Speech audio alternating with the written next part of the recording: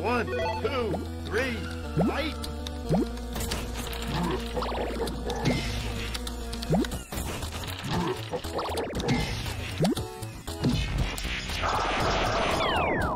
You win!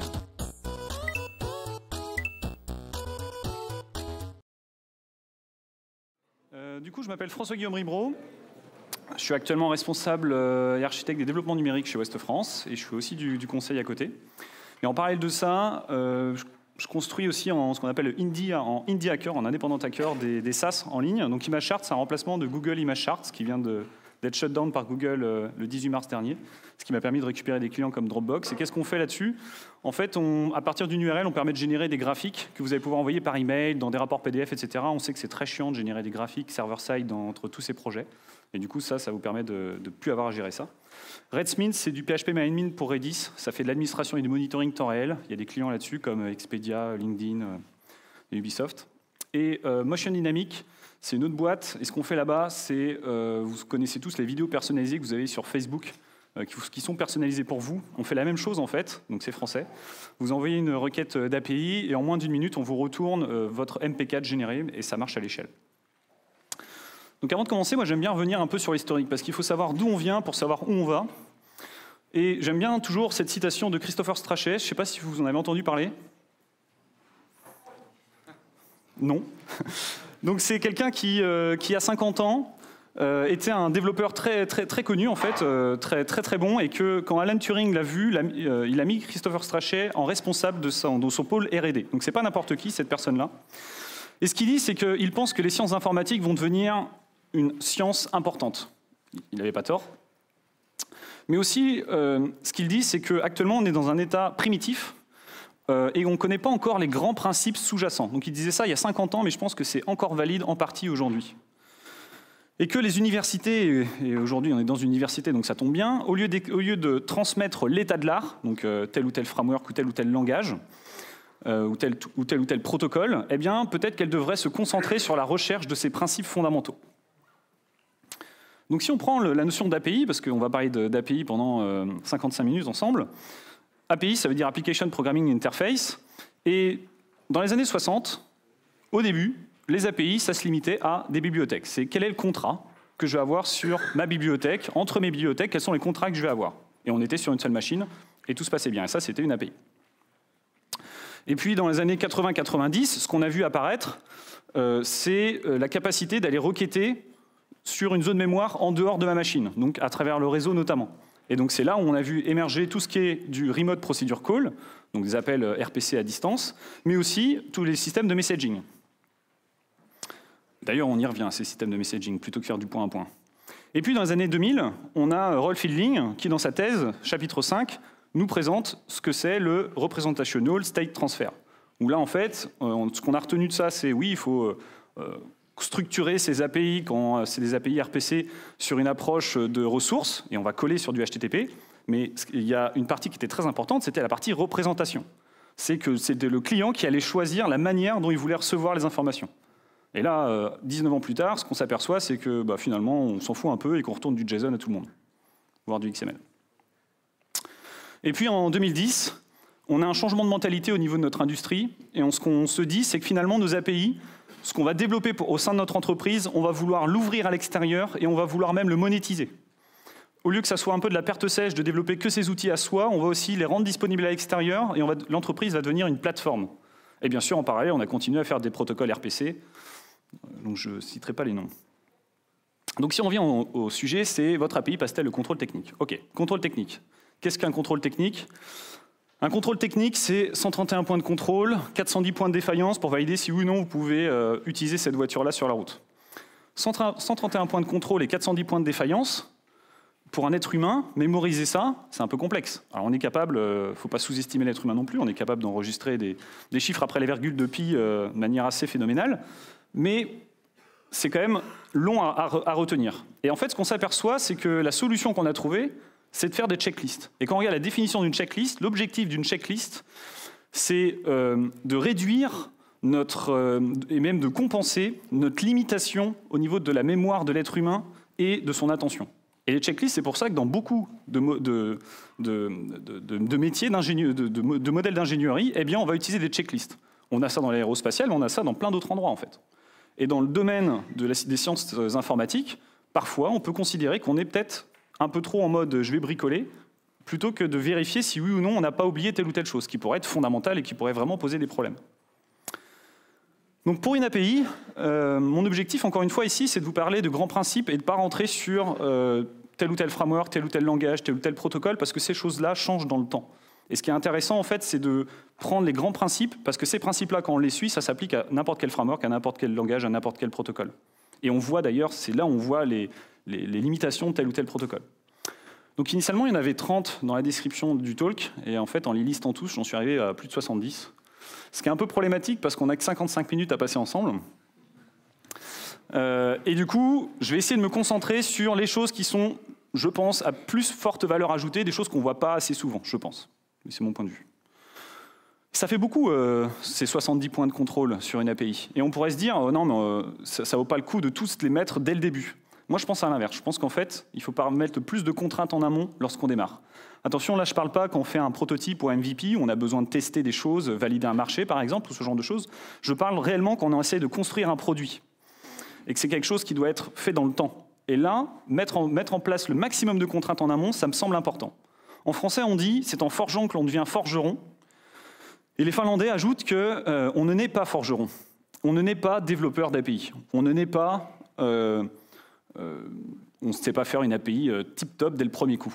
C'est en forgeant qu'on devient forgeron. Et les Allemands, en fait, rajoutent ça en disant, toujours le même proverbe, en disant qu'en fait, c'est l'exercice, l'habitude qui fait le maître. On retrouve ça d'ailleurs dans les katas, chez nous.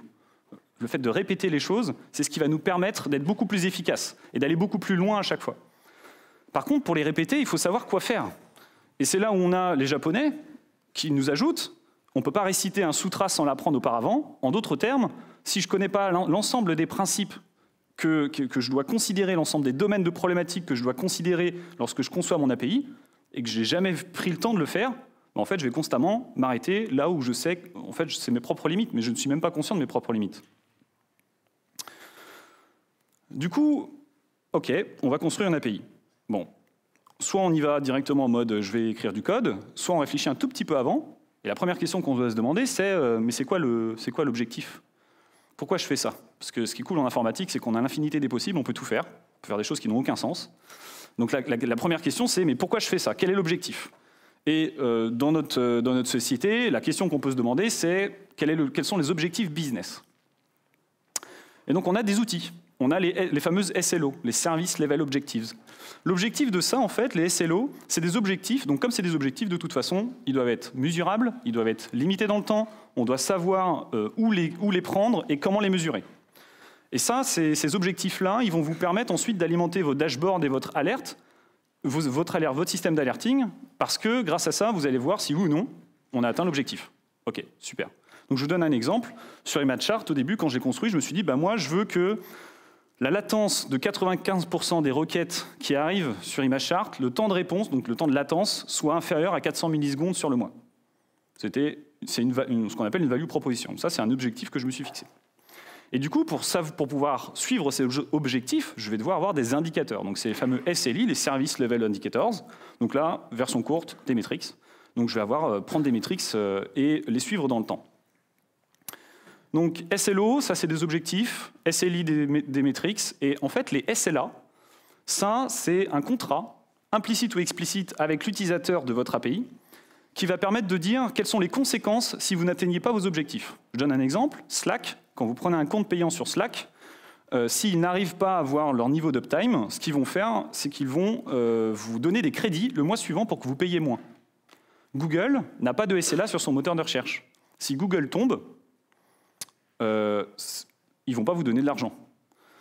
Par contre, eux, ils ont tellement d'avantages à ce que Google, le moteur de recherche, soit disponible pour tout leur système de monétisation, qu'en interne, c'est un contrat implicite, ils savent qu'ils doivent avoir un certain niveau d'uptime. Donc ça, c'était les objectifs business. Puis après, maintenant, il y a une deuxième brique, c'est de considérer les risques. Surtout avec, plus on avance dans le temps, plus on voit qu'en fait, l'informatique, on a un rôle à jouer. Donc il y avait la keynote de ce matin aussi qui était assez importante là-dessus. quelles sont les données que je vais manipuler dans ces données-là? Est-ce que c'est des données qui vont être... que se passe-t-il en cas d'accès illégitime aux données? Ou que quelqu'un accède à des données de quelqu'un d'autre alors qu'il n'aurait pas dû? Ou qu'il change des données ou qu'il supprime des données? C'est quoi la vraisemblance que ça arrive? Et ça, c'est des questions qu'on doit se poser, en fait. Parce que ça va changer totalement la manière dont on va l'implémenter derrière. Et puis maintenant, on a aussi la notion de vie privée, de gestion des données privées. Est-ce que je vais stocker des données qui sont sensibles, les orientations religieuses, politiques? Est-ce que je vais évaluer des gens? Est-ce que je vais enregistrer des données qui sont pour des personnes vulnérables selon la loi, c'est-à-dire des personnes âgées, des enfants, des handicapés? Et en fonction de ces réponses-là, je vais devoir faire notamment ce qu'on appelle un PIA. Bon, OK. Et puis ensuite, enfin, on va devoir nommer les choses. On va devoir nommer cet API. Et là, vous connaissez tous cette citation de Phil Carlton qui dit qu'il y a deux choses compliquées en informatique, nommer les choses et l'invalidation du cache. Nommer les choses, si je vous dis que mon API, je vais l'appeler UPS, ou que je vais l'appeler RCPU, ou Ghostbusters, ou Thanos, ça ne vous dit pas grand-chose sur ce qu'a fait. Par contre, si je vous dis que mon API, elle s'appelle User Preference, là, j'arrive à peu près à avoir, jusqu'au métier, une compréhension de ce que c'est. Et ça, c'est quelque chose qui me semble important, c'est que le nommage doit être ennuyeux. Le nommage, il doit être transparent. On trouve ça au niveau des services. Là, on vient de parler d'une API. Ça marche au niveau du code. Clean Code, c'est exactement ce principe-là qu'il applique pour nous dire, bah oui, le nom de vos fonctions, le nom de vos modules, le nom de vos packages, ça doit être non ambigu, ça doit être descriptif, ça doit être transparent. Et les intérêts derrière, c'est que ça nous applique les deux principes qui, pour moi, sont fondamentaux en informatique. C'est la séparation d'intérêts et une seule source de vérité. Je peux avoir qu'un seul user préférence dans mon SI, dans mon système d'information. Donc maintenant, on commence sur la partie développement. Et la première chose qu'on va faire, c'est connecter notre API à ce qu'on appelle un Identity and Access Management Service, à une IAM. C'est quoi une IAM? Une IAM, en fait, c'est un point, c'est un service dans votre système d'information qui va gérer l'authentification, l'autorisation et l'audit. Alors normalement, il y a une conférence sur Keycloak aussi au Brestcamp. Keycloak, c'est un bel exemple d'IAM. Ça commence à devenir une commodité. Avant, c'était uniquement les grands qui pouvaient faire ça. Maintenant, on commence à avoir des systèmes open source qui tiennent la route, comme Keycloak, développé en Java, maintenu par Red Hat, et qui vous permettent d'avoir cette brique-là au sein de votre système d'information. Ou alors, sinon, vous externalisez cette partie-là. Et donc, quand on parle de système d'information, si on reprend comment fonctionne un système d'information, on a toute la partie hardware, donc je vais avoir mes serveurs, mon infrastructure réseau, mon stockage.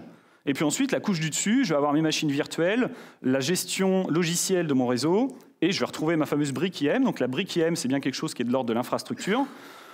Pour les boîtes les plus avancées, on va avoir du billing, parce que je vais vouloir savoir quelle équipe consomme le plus, etc., sur ma propre infrastructure. Mais si je suis sur de cloud, ça, de toute manière, on l'a. Et puis bien sûr, la brique de monitoring, qui est commune aussi au niveau de l'infrastructure pour tout le monde. Et enfin, pour les plus avancés, on va avoir une librairie, un catalogue de services, donc les bases de données as a service pour les équipes au-dessus, des systèmes de messaging, du Rabbit ou du Kafka, du log ou du queuing, des systèmes de stockage en objets, etc. Et enfin, je vais avoir mes équipes par-dessus.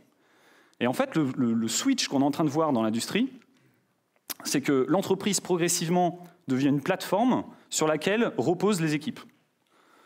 En d'autres termes, avec le mouvement des product teams, l'objectif d'une product team, c'est d'être autonome de l'idée jusqu'à l'atteinte du marché et d'avoir sa propre loop de feedback. Donc l'entreprise, sa responsabilité, elle va s'arrêter là et à donner les grandes directions pour les product teams. Et donc ça devient intéressant parce qu'en fait, les product teams, elles ont juste besoin en fait, de ressources que l'entreprise va fournir pour pouvoir créer ces choses-là. Et donc c'est tout ce qu'on a dessous et l'IAM en fait partie. Donc si on rentre un peu plus dans le détail sur l'IAM, vous avez votre API ici qui est dans votre langage favori, ou dans votre framework favori, il n'y a pas de... Voilà. Et ce qu'on va vouloir faire en sécurité, c'est rajouter ce qu'on appelle un PEP, donc un Policy on First Point. C'est comme un middleware, c'est comme un filtre, suivant le framework que vous utilisez. Et ce qui va se passer, c'est que pour chaque requête du client qui va être faite sur votre API, le Policy on First Point va contacter l'IAM en donnant les contextes de la requête pour que l'IAM puisse identifier qui a fait cette requête, l'autoriser, et donc savoir, et en fonction de règles que vous aurez définies au niveau de l'IAM, est-ce que tel client a accès à telle ressource? Eh bien, il va prendre une décision. Et cette décision, toutes les décisions vont être enregistrées dans l'audit, ce qui vous permet d'arrêter d'être aveugle sur ce qui s'est passé sur votre système d'information, qui a eu accès à quoi et quand vous l'avez dans l'audit. Et puis ensuite, l'IAM va retourner l'information à l'API, et ensuite vous arrivez sur votre code à vous. Mais ce n'est pas le rôle de chacune des API qu'on développe d'internaliser ce type de gestion, parce que de toute façon, ça ne respecte pas le principe de séparation d'intérêts. Il y a des versions, en SaaS aussi, à l'IAM sur Amazon ou sur GCP. Et là, normalement, quand je parle de ça, le retour qu'on a, c'est « Ah oui, mais non, nous, en fait, toutes nos API, on ne les authentifie pas. Parce qu'on considère que notre réseau, en fait, on a juste un point d'entrée, c'est notre firewall, notre WAF, et puis tout passe par là, donc voilà. Puis c'est trop de travail. » Ok, donc en fait, dans les années 90, le modèle de sécurité qui était poussé, c'était effectivement le modèle de sécurité par périmètre. C'est-à-dire que l'entreprise, son système d'information, il y a une muraille tout autour, il n'y a qu'un seul point d'entrée, et ça marche. Sauf qu'en fait, ce qu'on s'est aperçu dans les années 2000, c'est qu'on a commencé à avoir le périmètre du système d'information qui commençait à être déformé, parce qu'il y avait des services en ligne qui étaient disponibles et que les employés les utilisaient. Et puis aussi parce que les employés, sur leur machine, quand ils étaient en dehors du SI, ils se connectaient via VPN, et ils rentraient à l'intérieur donc de cette muraille. Sauf que quand sur votre ordinateur, vous avez un cheval de Troie, lui, il a accès au VPN, en fait. Donc il a accès directement à ce qu'il y a à l'intérieur. Et le modèle de sécurité, donc là, c'était année 2000. Et là, en fait, du coup, plus on avance dans le temps, plus on s'aperçoit qu'on doit passer d'un modèle où on faisait confiance, on se faisait tous confiance quand on était à l'intérieur du réseau, donc on appelle ça le Trusted Network, à un modèle où on ne se fait pas confiance et que chacun de nos applicatifs doit avoir sa propre autorisation. Et donc là, on est sur un mode untrusted. Et ça, effectivement, ça demande beaucoup d'efforts d'ingénierie. Et maintenant, ce qui est intéressant, c'est qu'on voit dans le mouvement de l'industrie, donc on avait toute l'approche d'orchestration maintenant qui commence à devenir une commodité avec Kubernetes, et la suite, ça va être ce qu'on appelle cette approche Zero Trust, qui notamment, avec des solutions comme Istio, nous permet de baisser la barrière à l'entrée et de donner beaucoup plus d'entreprises qui vont pouvoir faire ça. Alors une API, c'est très bien, mais de tout temps, de toute façon, on a besoin de la versionner et on a besoin d'avoir un changelog. Donc là, bon, grand classique, sémantique versioning, tout le monde connaît? Oui? Oui, ok, parfait. Et puis ensuite, l'étape suivante après le sémantique versioning, c'est d'avoir des commits dans son système de gestion de révision. Pour l'instant, c'est GitHub qui est un peu dominant, mais peut-être Git, pardon, qui est dominant, mais peut-être qu'un jour, ça sera autre chose. Et l'idée, c'est qu'en mettant une convention sur ces commits, je vais être capable de générer mon changelog. Super. Et donc ensuite, je vais pouvoir permettre au client de préciser la version qu'il souhaite de mon API. Donc le standard quand on fait du HTTP, c'est de passer par le header accept. Et là, GitHub fait ça très bien. V3, je veux du JSON, OK. Il y a d'autres approches en sous-domaine. C'est très sale, c'est pas RESTful, mais pourquoi pas. On a aussi dans le chemin, le pass. Là, on voit que Twitter, entre la V1 et la V1, ils sont un peu amusés. Et puis ensuite, on a Twilio qui, eux, ne respectent même pas le principe SEMVer, etc. Eux, ils sont directement par date. C'est un autre modèle, et il est aussi très intéressant. Et j'ai essayé de trouver un exemple où il y avait dans la query string, je suis sûr que ça existe, mais j'ai pas trouvé. Mais c'est sûr que ça existe. Et puis on a un OVNI. On a un OVNI, et l'OVNI, c'est Stripe. Si on fait de l'ingénierie inversée sur ce que fait Stripe, voilà à quoi ça peut ressembler. Votre client fait un appel authentifié sur leur API. Ils vont contacter, avec ce que je vous ai montré précédemment, leur IAM, qui va permettre d'identifier ce client-là. Et puis ensuite, ils ont une sorte de base, quelque part, je ne sais pas comment ça marche, où ils vont pouvoir demander pour ce client-là, votre client à vous, quelle est la version active de l'API. Et la base va retourner cette information. Et ensuite, ce qu'ils vont faire, c'est quelque chose qui, vraiment, c'est l'OVNI. En fait, ce qu'ils vont faire, c'est que si mon client il était en version 1 et que la version actuellement en production chez Stripe, c'est la version 10, eh bien là, en fait, ils ont des migrations, ça c'est du code, qui vont exécuter sur votre requête progressivement pour passer de 10 à 9, à 8, la version 8, la version 7, jusqu'à la version 1. Ensuite, ils arrivent... Mince, j'ai dit c'est l'inverse. Ça va faire dans l'autre sens. Ensuite, ils vont exécuter votre requête. Donc eux, les développeurs, ils n'ont que la dernière version dans leur code. Et ensuite, ils font l'inverse. C'est-à-dire que là, ils vont passer de la version justement, là, la version en production, c'est la version 10. Et ils vont venir... La réponse va être changée progressivement pour arriver à la réponse que votre client attend, parce que lui est dans une version plus ancienne. C'est un peu l'approche du sandwich, on appelle ça aussi l'approche du hamburger. Et donc ils ont expliqué ça, ils ont fait un article de blog il y a très longtemps là-dessus, qui est, je pense, passé un peu inaperçu, où ils expliquent qu'avec du code, ça c'est leur code, c'est là où ils font chaque ligne ici, ça montre, ça fait le up, le down, et il y a du texte qui permet d'auto-générer le changelog par-dessus, donc tout part du code. L'approche schema first, ça ne fonctionne pas assez. Sur cette partie-là, ce qui est intéressant, c'est de partir sur du code, et c'est le code qui va générer la suite. Alors après, pour les équipes qui ont un niveau de maturité extrêmement avancé, on va même définir ce que c'est être backward compatible. Parce que ici, je pense qu'on est tous d'accord pour dire que si on rajoute un champ, c'est backward compatible. Mais en fait, c'est faux, parce qu'il y a certains langages où on peut demander que ça soit extrêmement strict, et que s'il y a un champ qui est rajouté, ça fail. Et donc là, ici, ils sont allés même jusqu'à expliquer que il y a telle et telle chose, ça, vous devez prendre ça comme par exemple des boîtes noires. Les identifiants, ça doit être des boîtes noires, vous devez les stocker à 255 caractères maximum. Ça peut changer, on pourra mettre ce qu'on veut dedans, vous en souciez pas. Donc c'est important de partager avec le client, les consommateurs, c'est quoi pour nous la définition d'être backward compatible. Mais maintenant, il va falloir s'en assurer. Et pour s'en assurer, il y a la fameuse loi de Postel, qui est la loi de robustesse, et qui dit qu'on doit être conservateur dans ce qu'on envoie et libéral dans ce qu'on accepte. Donc typiquement, une API, dans l'API, on a interface, et un interface, c'est un sous-ensemble de la notion de contrat. Contrat, c'est très fort. Et ce qu'on va vouloir, finalement, avec notre API, c'est tester ces contrats-là. Un exemple chez Twitter, où ils ont pris une approche totalement différente. Nous, ce qu'on pourrait faire, ce qu'on pourrait se dire, c'est bon, on va demander à nos développeurs de prendre les requêtes et les réponses, de les mettre dans leurs tests et d'exécuter ça comme ça. Sauf qu'en fait, à chaque fois, il faut maintenir ces fixtures. Alors que là, en fait, ce que fait Twitter, c'est qu'ils ont open sourcé ça, c'est utilisé en production chez eux. Donc là, admettons qu'on est sur staging, l'environnement de pré-production. Vous avez votre proxy ici avec des requêtes qui ont été préenregistrées. Et ces primary et secondary, ça, c'est les versions qui tournent actuellement en production. Et ces candidate, ça, c'est la nouvelle version que vous souhaitez envoyer. Et ce qu'on fait que pour une requête entrante, on va pas la dupliquer, du coup, la quelque chose. Et ensuite, ce que va faire Diffie, c'est qu'il va lire le résultat à chaque fois, et il va comparer ces résultats. Et comme ça, on va être capable de comparer, est-ce que finalement ça a été un breaking, est-ce qu'il y a des champs qui ont été supprimés ou renommés, ou est-ce que tout va bien. Et en tout cas, remonter de manière explicite aux développeurs si oui ou non il y a eu des changements sur un ensemble de requêtes. Donc ça, c'est un peu cutting edge, mais sinon, on a l'approche classique, notamment avec Pactio, qui va vous permettre de tester les contrats de votre provider. Ok, super. On continue, on descend plus maintenant encore dans le développement. Ça, on a envie de tester, de l'avoir, peu importe le protocole. Qu'on fasse du GraphQL ou tel autre protocole à la mode, ça ne change pas en fait. On a toujours besoin d'avoir ça. On a besoin d'avoir la pagination, etc. Sur la pagination, je vais faire un point de focus précis parce que j'entends souvent « Ah oui, non, mais la pagination, en fait, je te retourne la liste des utilisateurs et puis plus tard, je mettrai en place la pagination. » Donc là, ça fera rire les gens qui comprennent cette chose-là, mais en fait, ce qui se passe, c'est que plus on va avoir d'utilisateurs dans la base, plus la requête va prendre du temps. Et si on n'a pas mis en place la pagination dès le début, il va y avoir des problèmes. Et ça, en fait, c'est un principe de base, c'est, je pense, le troisième principe le plus important en informatique, et il est assez normal, finalement, il s'applique à tous les niveaux, c'est on doit tout limiter dans l'espace et dans le temps. Et du coup, si on a un langage qui nous permet de supporter une chaîne de caractères qui a une taille infinie, ok, elle est virtuellement infinie, mais en vrai, il va y avoir des problèmes.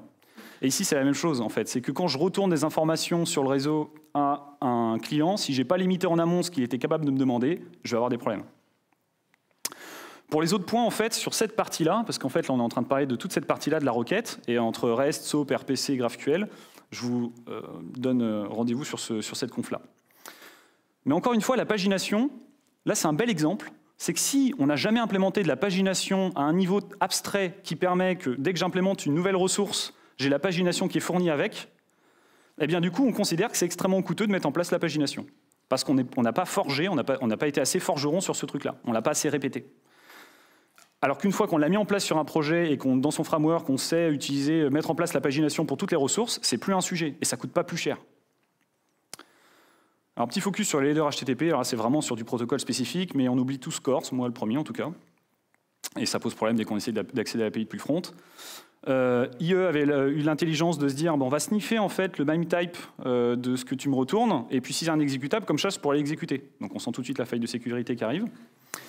Et puis on n'a pas envie que l'API se foute dans une iframe, que quelqu'un puisse mettre notre API dans une iframe, parce qu'on sent que ça va puer. Et puis après la Rolls-Royce, c'est Content Security Policy, mais je crois qu'il y a une conférence aussi sur le sujet.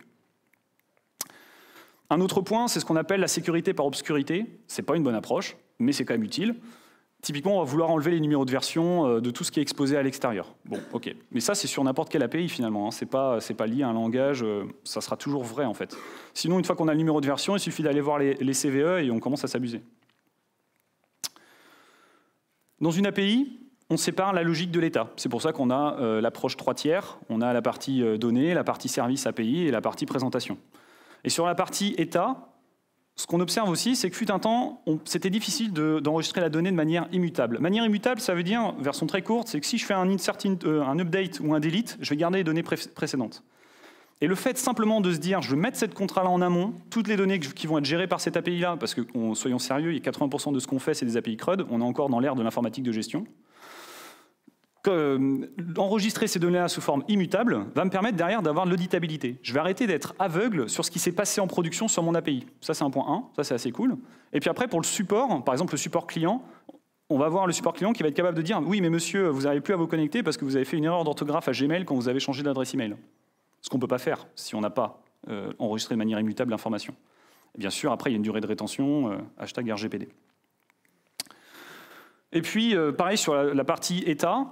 Avant, on n'avait pas cette problématique-là de séparer la logique et de l'état. Avant, l'API, on la déployait sur un serveur. Et puis, on allait booster le serveur, on allait y mettre une double alimentation parce qu'on voulait qu'il tienne. En fait, depuis Google, on s'est aperçu que l'approche Google, on s'est dit, ben non, en fait, c'est un peu stupide de mettre tous ces œufs dans le même panier. Vaut mieux qu'on prenne des serveurs qui soient moins gros, mais on va pouvoir comme ça répartir la problématique. S'il y a un serveur qui crache, c'est pas grave, j'en ai un autre qui est devant, j'en ai un autre qui a aussi l'applicatif. Mais dès qu'on fait ça, la problématique, c'est que l'état, on ne peut pas le stocker, on ne peut pas stocker ça sur le système de fichiers qui héberge le serveur. Et d'ailleurs, c'est bien mis en évidence, notamment par l'approche conteneur. Donc, ce qu'on va vouloir faire, c'est utiliser de l'object storage. Donc, par exemple, Amazon S3, j'envoie mes fichiers sur Amazon S3, je récupère un ID, et c'est Amazon S3 qui gère la distribution et la réplication entre les différents serveurs. Et puis, d'ailleurs, il y avait une conférence sur Minu aussi, si je ne me trompe pas. C'est la même logique. La logique est exactement la même. Et là, on arrive maintenant dans le cœur du sujet. Une API, du coup, quand on est en train de plateformiser l'industrie, tout le monde parle de plateforme, tout le monde veut sa plateforme, tout le monde veut monétiser les API qu'il développe en interne, eh bien, il y a un point qui est important, c'est l'approche multitenant. Donc, admettons que vous devez développer une API pour gérer les talks du Breastcamp. Vous êtes en dev, vous avez votre base à côté, super. Et puis, admettons qu'au Breastcamp, ils ont mis en place un IAM, parce qu'ils sont déjà future-proof. Donc sur staging, je vais avoir des identifiants pour me connecter à l'IAM, je vais connecter mon API sur l'IAM, et là, dans l'IAM, je vais définir mes ressources, mes droits d'accès, etc. Super. Puis moi, je vais rajouter une contrainte en disant, et pour chaque speaker, on va retourner les derniers tweets de ce speaker-là. OK ? Donc là, ce que vous faites, c'est que vous allez sur Twitter, vous allez créer une application chez Twitter, par exemple Talks Dev, vous allez récupérer des identifiants, et vous allez les mettre dans votre configuration de votre applicatif. Pas dans le code source, hein, à côté, on est d'accord ?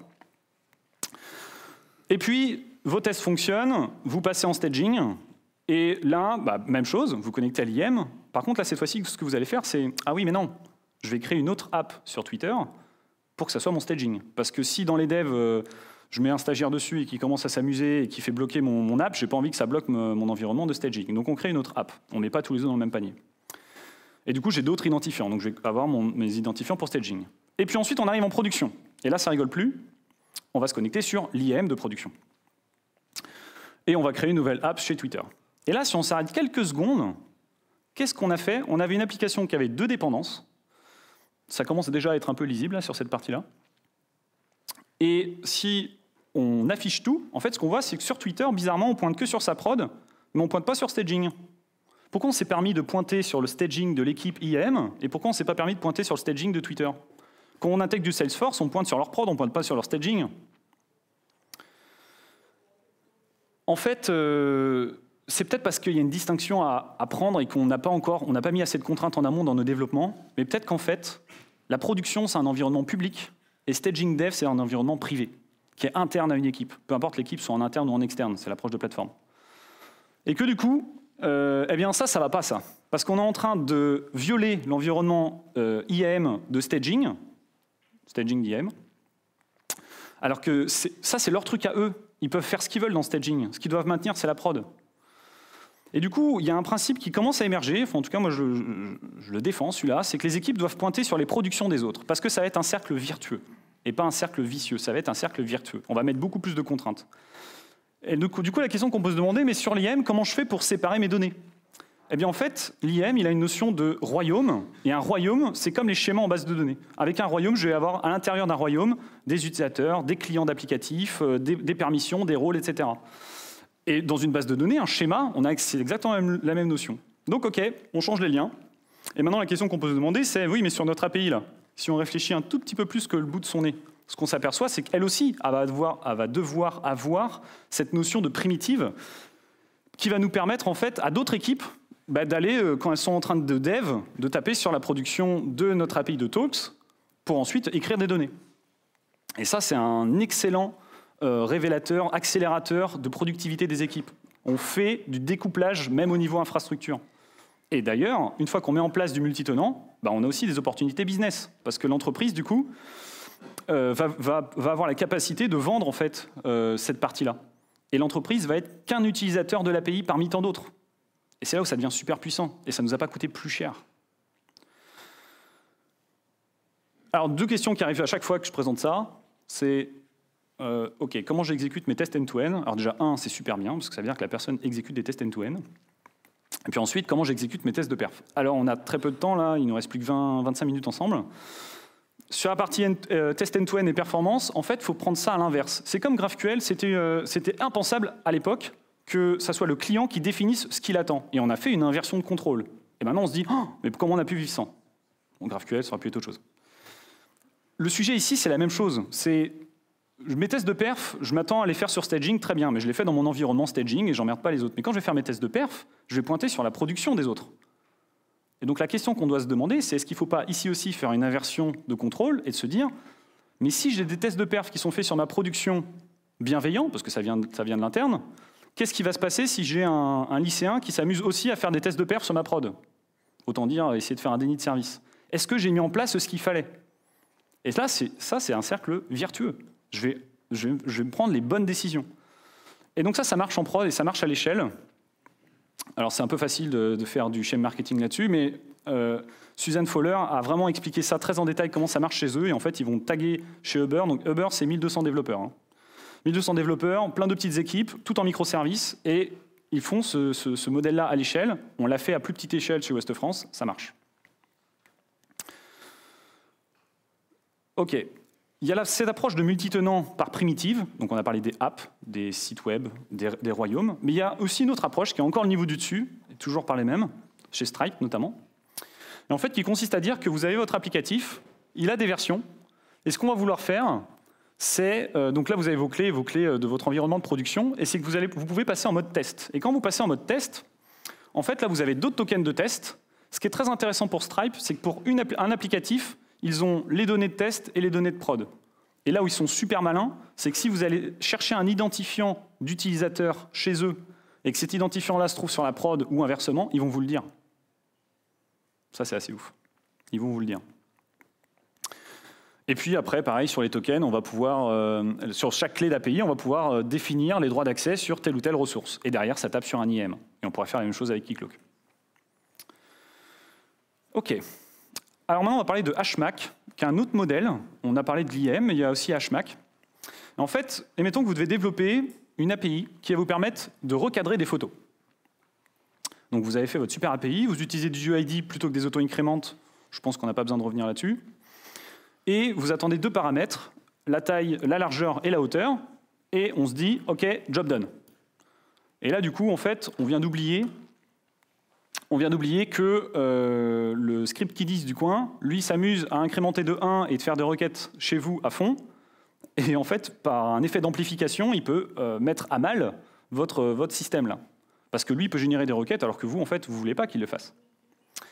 Donc une solution qui existe là-dessus, c'est de prendre toute la partie en jaune, de prendre une clé privée et de générer un hash de la partie en jaune avec la clé privée. Et ça, le hash, vous allez l'ajouter à la fin, c'est la fameuse signature. Et là, du coup, avec ça, comme il n'y a que vous qui possédez la clé privée, il n'y a que vous qui pouvez générer cette signature-là. Quand vous recevez la requête, vous pouvez valider que la signature est valide. Et donc, le script qui dit, dès qu'il va s'amuser à changer la hauteur ou la largeur, il va se prendre une erreur sur la signature. C'est bon. Mais en fait, là, ça serait s'arrêter trop rapidement. En fait, ce qu'on va vouloir, c'est aussi rajouter une notion de client, cette fameuse approche multitenant. Si vous ajoutez une notion de client, alors la seule chose qui change au niveau du code, c'est qu'au lieu d'avoir une secret, vous avez un client ID qui pointe sur une secret. Bon, ça va, on sait tous faire un hash ou un dictionnaire.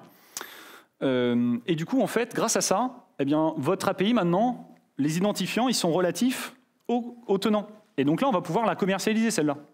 Et il y a des boîtes qui font ça, qui se connectent sur Amazon S3 et qui vont faire du resize as a service.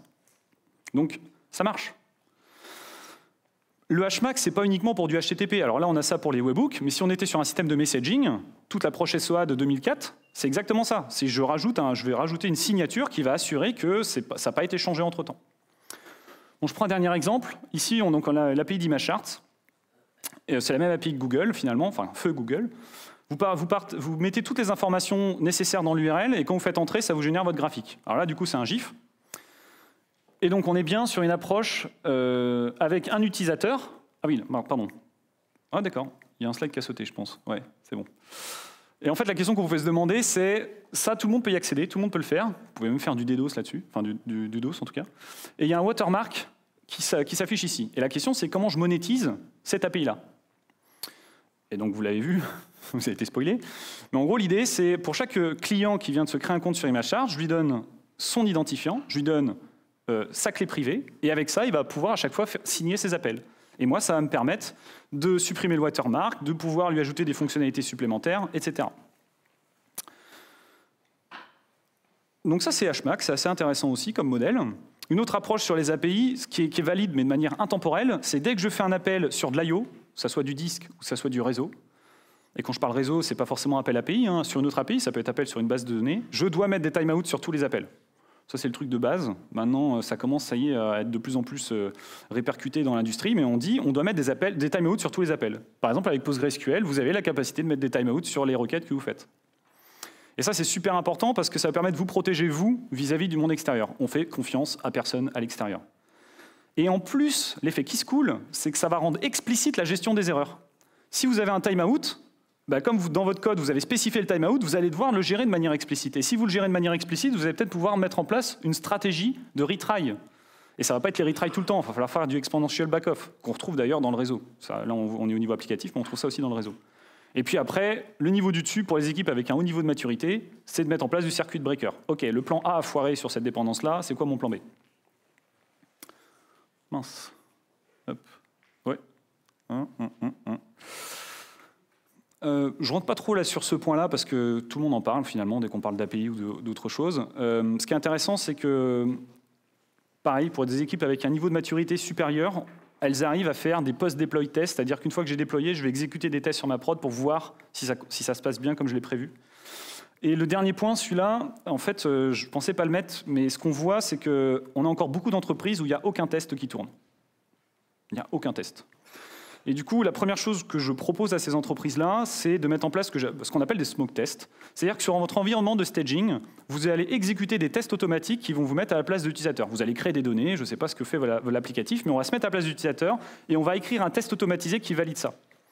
Et puis ensuite, quand on arrive en prod, eh bien, on va exécuter ce smoke test-là, puis on va l'exécuter toutes les 5 minutes. Et ça a un effet assez cool. Déjà, ça a permis, de dire, ça y est, on a commencé à faire des tests, c'est cool.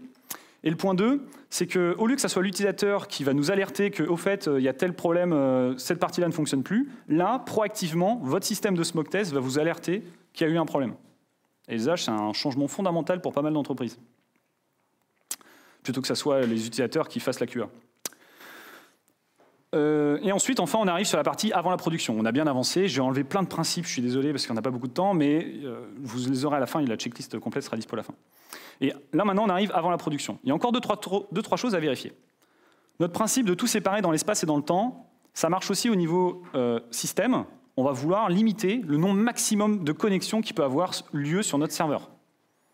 Donc là, par exemple, avec du HAProxy, on a MaxCon qui nous fait ça très bien. Et puis, il y a plein d'autres solutions. De tout temps, on a des solutions là-dessus.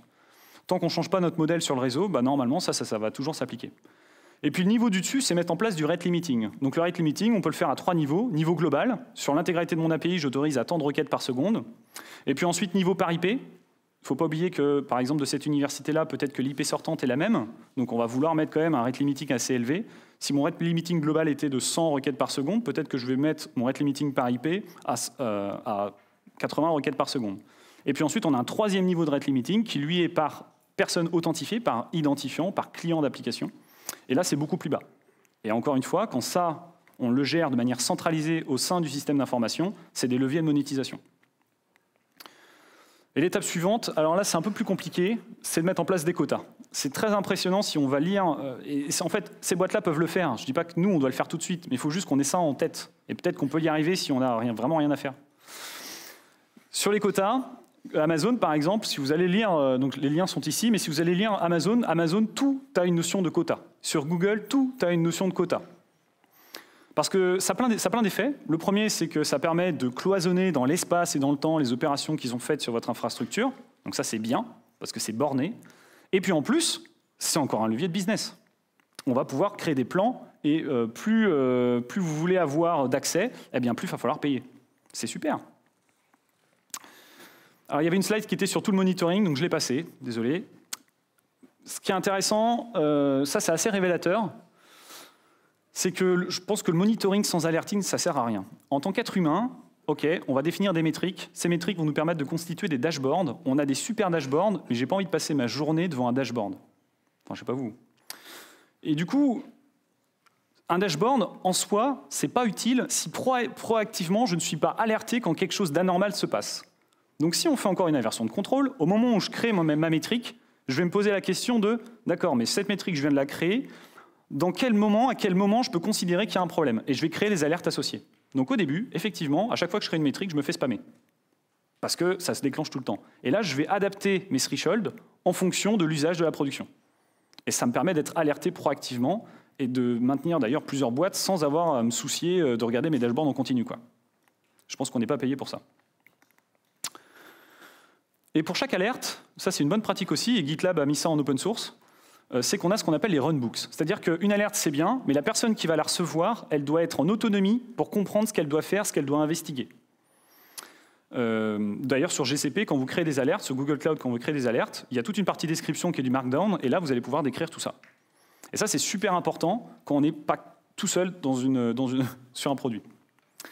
Un autre point, c'est vous allez voir générer la documentation, et je dis bien générer. Une documentation qui est faite dans un Google Doc ou un PDF, de toute façon, elle n'est pas viable au bout d'une semaine, si votre équipe avance assez vite.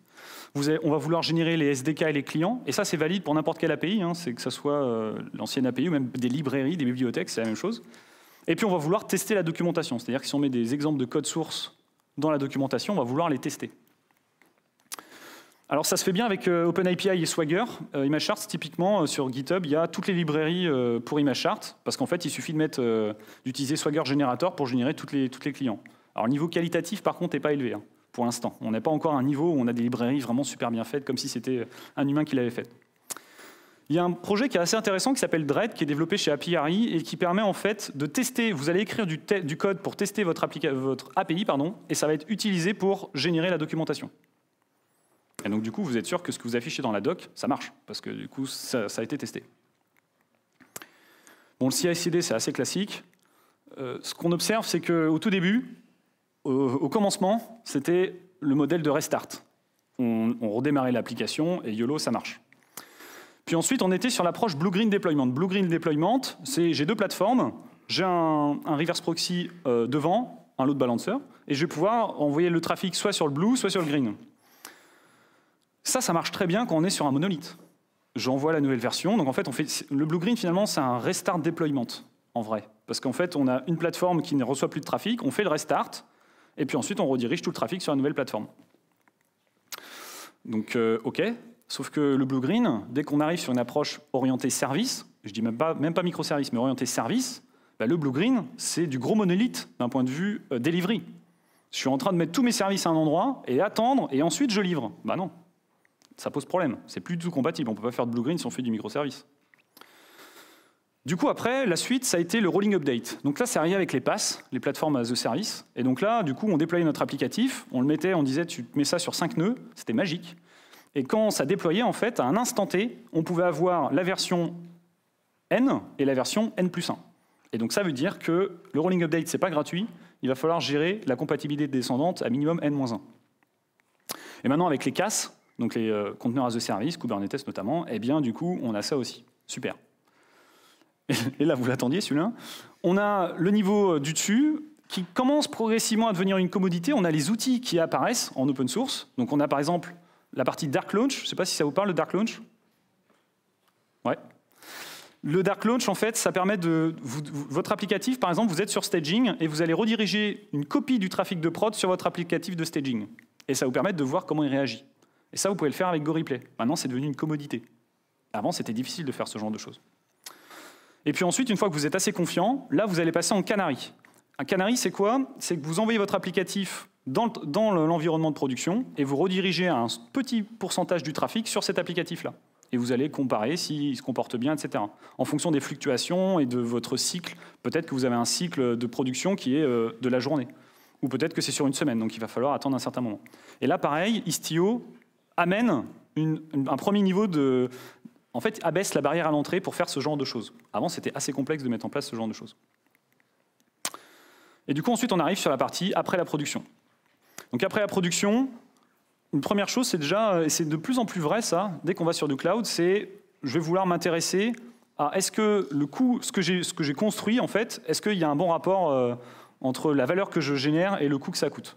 Typiquement, si j'ai fait du lambda et qu'en fait, la majorité du temps, je fais beaucoup de CPU, lambda, c'était peut-être pas la bonne solution. Et en fait, je paye peut-être 10 à 50 fois plus cher que ce que j'aurais eu sur du bare metal. Et on en a des retours d'expérience comme ça. Ou est-ce que j'ai pris du Kubernetes et j'ai 5 nodes, 2 clusters sur US et Europe, et est-ce que c'était vraiment ça la bonne solution? Et c'est important de se poser ces questions-là. Et peut-être que ça, si on ne l'a pas dans une checklist, on ne va pas y penser. Pareil pour les CDN. Je prends un Kamaï, ça coûte une blinde. Est-ce que je ne dois pas aller sur Cloudflare? Alors, c'est des exemples à chaque fois, bien sûr. On a aussi, du coup, la notion de votre API. On va vouloir l'exposer dans une status page. Oui, parce que, OK, maintenant, on a des équipes qui sont vraiment autonomes. Mais ce qui va se passer, c'est que les équipes sont autonomes. Vous allez vouloir supprimer la notion de couplage entre ces équipes-là, mais il faut qu'elles aient la connaissance de si oui ou non l'API sur laquelle qu'elles utilisent, il y a un problème ou pas. Donc vous avez besoin de quand même mettre en place des canaux de communication. L'approche à l'ancienne des canaux de communication, c'est le téléphone ou la réunion. Mais vous voulez peut-être pas ça. Du coup, une autre approche, c'est je dois mon API, toutes mes API de mon SI sont exposées dans un portail et de manière automatique, sinon ça ne marche pas encore une fois, c'est l'équivalent de la documentation qu'on fait à la main. Toujours le même problème. Et sur la partie statut page, eh bien, on va voir que chaque équipe a sa propre statut page dans laquelle elle va report s'il y a eu des problèmes ou des interruptions de service ou des dégradations de service. Déjà, quand on commence à parler de dégradation de service, c'est qu'on a atteint un certain niveau d'exécution. Et puis ensuite, on va vouloir aussi, pourquoi pas, sur la partie sécurité, mettre en place, faire promouvoir les bug bounty dans la documentation. Ça, c'est quelque chose qu'on oublie, mais moi, j'ai eu la surprise sur un des projets. Heureusement, il y a un chercheur en sécurité qui me contacte et qui me dit « Mais est-ce que vous avez des bug bounty ?» Alors bien sûr, je n'avais pas du tout mis ça dans la doc, mais ça m'a été très utile. J'ai perdu 500 €, mais j'ai gagné quand même 2 failles de sécu à corriger.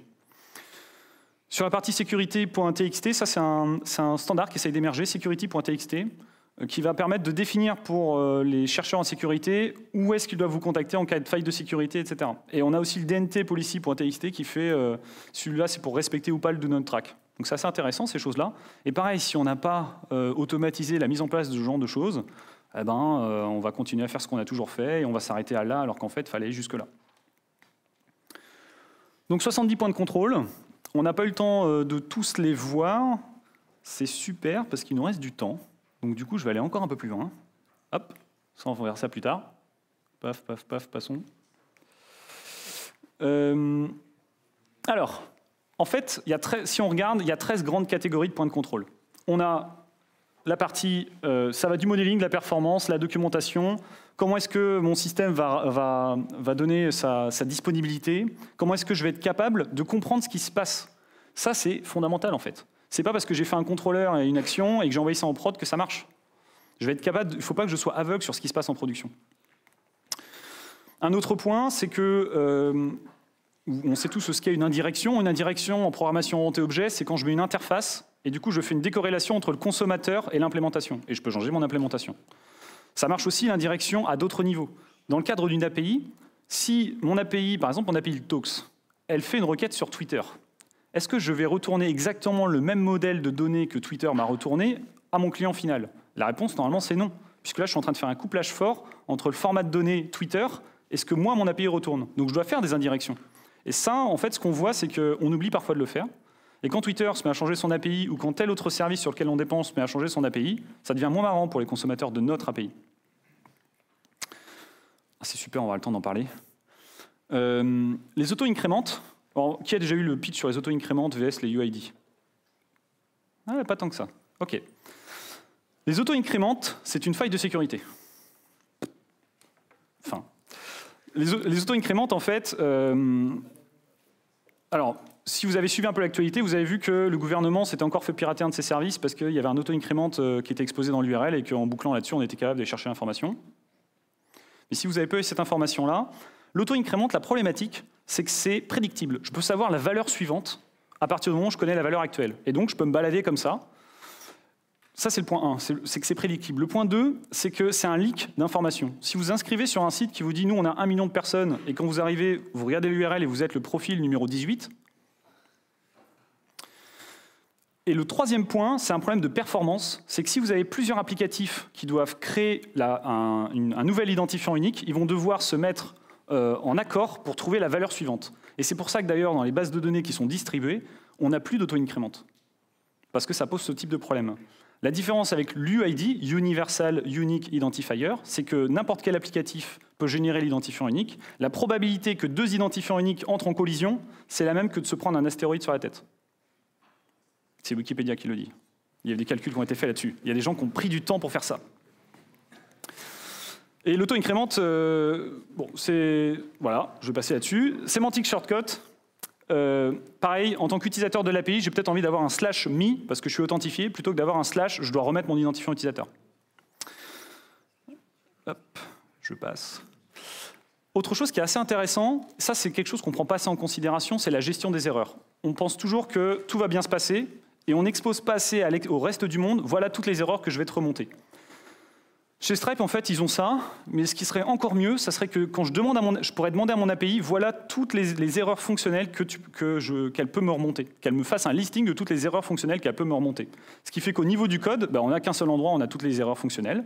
Ça veut dire que je peux l'exposer via une API, ça veut dire que je peux générer ce type de documentation. Et ça, c'est intéressant. Sur le HMAC, je vous redonne l'exemple d'Amazon. Amazon, ils avaient cette problématique-là de j'expose des dossiers, j'expose des fichiers. Comment je fais pour m'assurer qu'il n'y a que le propriétaire qui peut générer des liens pour accéder à ces fichiers-là? Et donc, ça marche avec le HMAC. Ce qui est aussi intéressant, c'est qu'il y a cette notion de expire. Là, en fait, quand vous mettez un expire directement dans l'URL, Amazon n'a pas besoin de faire une requête en base de données pour savoir si ce lien-là, il doit expirer ou pas. Puisque simplement en lisant l'URL et en vérifiant que la signature est valide, on a juste besoin de comparer in memory la date avec la date actuelle. Et donc pas d'accès base de données, du coup c'est beaucoup plus performant. Et ça c'est malin. Bon après ça c'est du classique, c'est si on fait du HTTP. Maintenant le HTTPS c'est trop cool, ça devient une commodité parce qu'on n'a plus besoin de payer une blinde, Let's Encrypt nous fait pour nous. Et puis ensuite on a le HSTS. Je ne sais pas si ça vous parle, le HSTS, c'est un header que vous rajoutez et qui va permettre de dire au navigateur ou au client, tu dois toujours me contacter en HTTPS, n'essaye même pas en HTTP. Et du coup, il y a encore d'autres principes qui n'ont pas été présentés. Du coup, vous les avez dans ce site-là. Et un sous-ensemble des principes qui ont été présentés aujourd'hui, je suis en train de les mettre dans un bouquin, parce que j'en ai marre de les répéter, du coup. Après, si vous avez aimé, du coup, voilà. Et ce bouquin s'adresse plutôt aux développeurs, aux devs, parce qu'il y a toute une partie développement, il y a une partie organisation de mes équipes, architecture, et puis après, il y a une partie vision aussi. Donc voilà, si vous voulez recevoir des infos là-dessus, c'est sur ce site. Merci.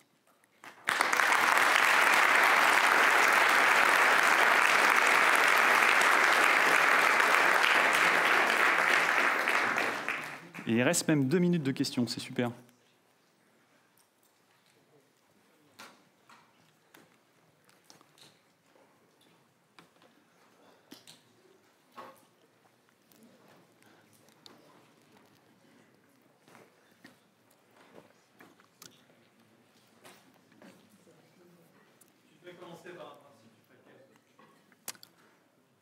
Si je devais commencer par un principe, je ferais lequel? Un seul.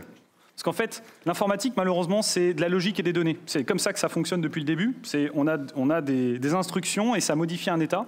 Donc, du coup, il y a forcément, on est déjà binaire d'entrée de jeu. Donc, je dirais qu'il y a 2 principes. Il y a séparation d'intérêts et une seule source de vérité. Voilà, ça serait cela.